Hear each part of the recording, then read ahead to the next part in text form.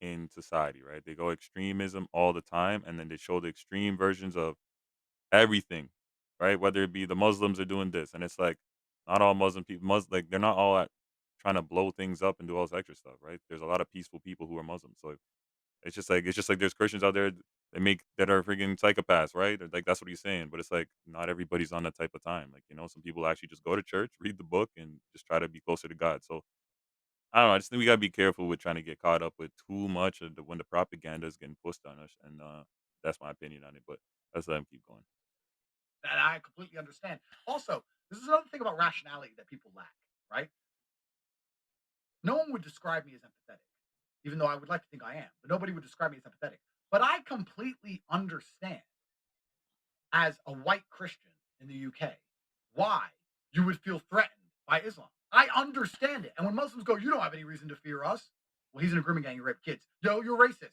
Like, how can you not understand the concerns of these people? And why aren't you doing anything to address those concerns? If you're a guest in someone's nation, shouldn't you try and address their concerns? When BLM was big, I was having an argument with a member of my family. I have the black side of the family and the white side of my family. And I was arguing with one of my aunts. And BLM was going crazy and everything was burning down. And she was saying that black people are not scared, they're not safe to be stopped by police. And she bought into the narrative fully. And I said, if that's the case, I would argue that holding large protests and burning things down is going to make it worse. Why don't you hold large rallies saying, we're Americans, we respect the law, we're citizens, and promote a culture of obedience to the law amongst Native African Americans?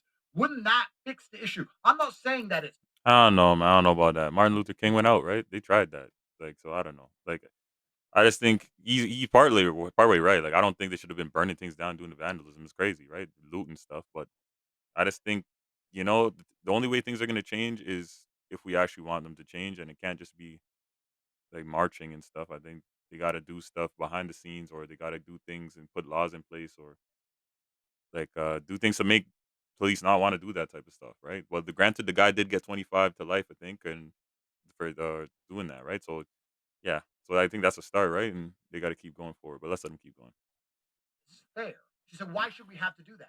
Life's not fair. I'm not saying you should have to do that. I'm saying, wouldn't it fix the issue if you promote obeying law enforcement as opposed to promoting burning everything down and disobeying law enforcement?